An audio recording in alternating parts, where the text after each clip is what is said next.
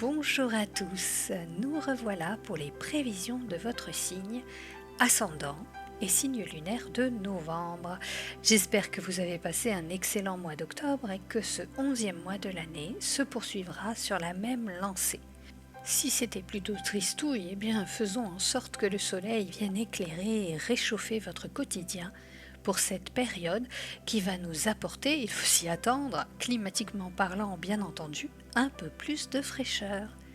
Sur ce, je vous souhaite un excellent visionnage ou une excellente écoute. En tous les cas, abonnez-vous, likez, partagez et surtout commentez. C'est important pour moi, mais surtout pour la chaîne car ça la fait monter dans l'algorithme de YouTube. Allez, on y va tout de suite. Amis Gémeaux, ascendant Gémeaux et signe lunaire Gémeaux, bien le bonjour. Voyons voir de quoi sera fait votre mois de novembre. Alors je vous rappelle qu'il s'agit de prévisions générales. Du coup, je vous invite vraiment à consulter les vidéos de vos ascendants et signes lunaires. Et bien sûr, si vous souhaitez aller plus loin en consultation personnelle, vous avez toutes mes coordonnées en barre de description. Pour le moment, prenez ce qui fait sens pour vous et laissez le reste plutôt que de vous embrouiller l'esprit et de provoquer des choses que j'ai dites et qui ne devaient pas se produire en fait, puisque vos pensées créent votre réalité.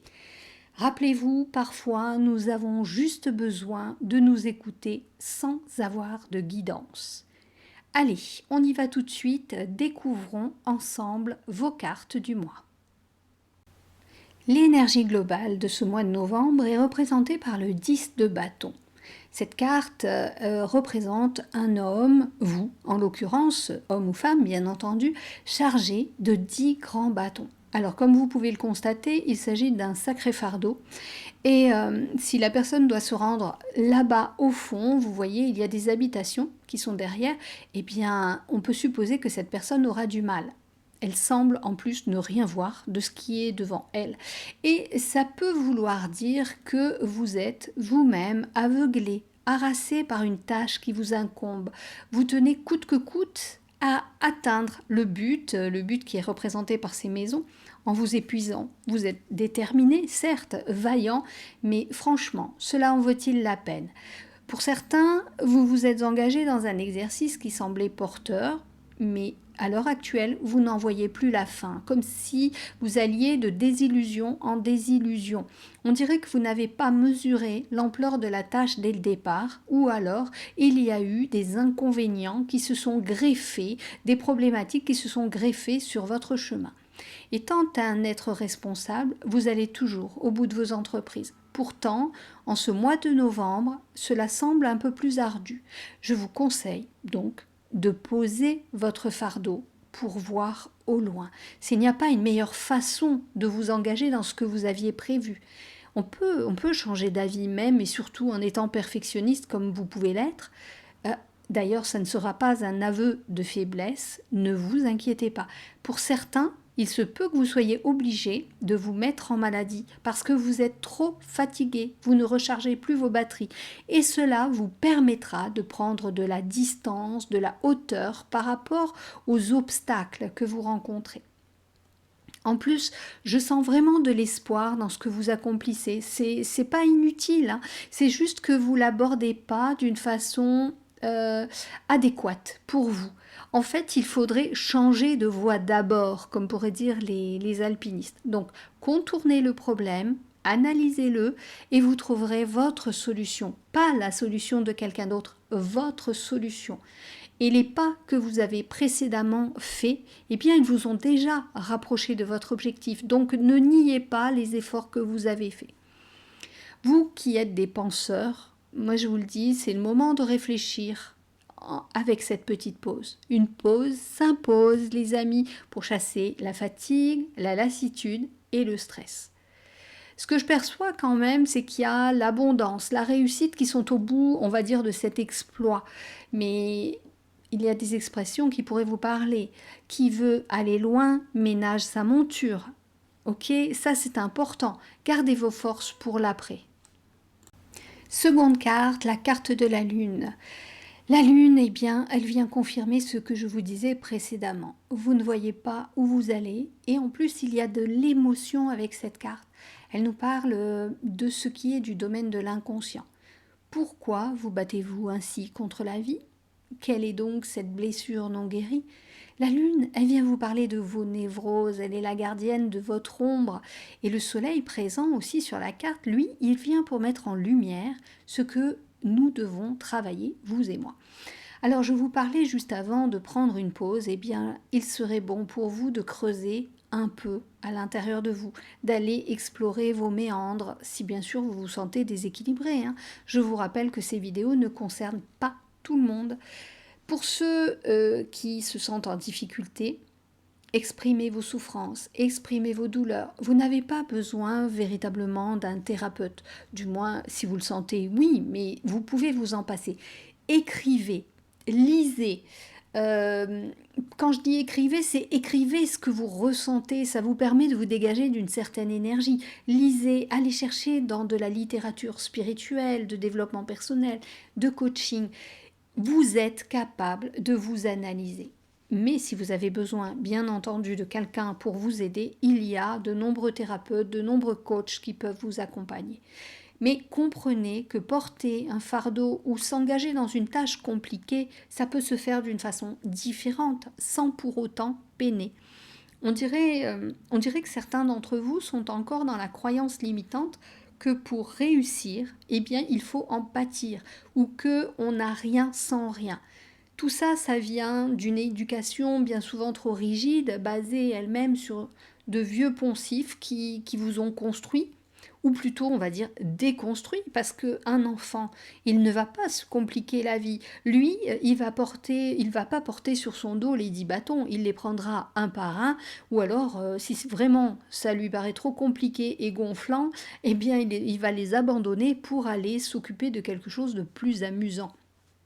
Donc vraiment, lâchez du lest, mettez de la brillance, de la pétillance dans votre cœur et vous pouvez être si léger parfois, les Gémeaux, on vous aime, plaisantin, sociable, mais on n'aime pas lorsque vous êtes là, c'est fatigué, parce que vous pouvez devenir cynique, et là vous êtes de mauvaise compagnie. Troisième carte, la carte qui représente vos atouts. Et là, nous avons l'As d'épée. Je crois qu'il n'y a pas plus belle carte pour vous représenter dans le tarot, les Gémeaux. Cette carte, elle est là, c'est vraiment la carte cérébrale, mais c'est vraiment votre domaine, celui dans lequel vous excellez. Donc on est vraiment là sur vos atouts, votre force. Voilà. Je vous ai dit, il faut stopper, il faut réfléchir, et là, nous avons l'As d'épée. C'est vraiment vous. Réflexion, action, réussite. Alors, si on a pu voir auparavant qu'il y avait des difficultés, des complications, eh bien, vous avez tout en main, c'est le cas de le dire, hein, pour dépasser ça. Alors, non pas à la force du poignet et avec une épée en main, mais à la force de votre raisonnement. Les épées dans le tarot, elles représentent le côté aérien, le côté cérébral. Donc, voilà, vous êtes cérébraux. Les Gémeaux, c'est vraiment votre truc. Alors parfois on peut vous reprocher de ne pas être assez dans les ressentis, mais là vraiment, en ce mois de novembre, c'est ce qu'on vous demande. Vous êtes à votre place. Cette carte, elle a également une magnifique énergie.